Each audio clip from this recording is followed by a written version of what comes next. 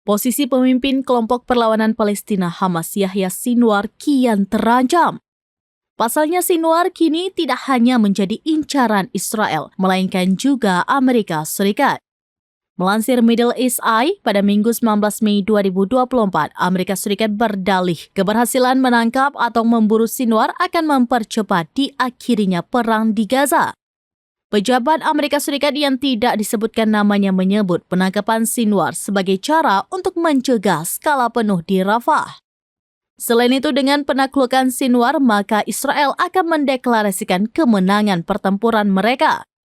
Sinwar yang berusia 61 tahun kini diyakini berada di salah satu terowongan Hamas di jalur Gaza. Namun pejabat Amerika Serikat menyebut bahwa pemerintahan Biden kini memperluas pencarian.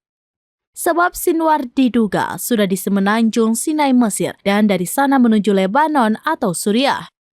Bruce Rader yang juga mantan pejabat CIA dan menjabat sebagai penasihat keamanan nasional 4 Presiden Amerika Serikat mengatakan kepada MII bahwa ketidakjelasan seputar lokasi terakhir Sinwar menjadi hal yang sangat buruk.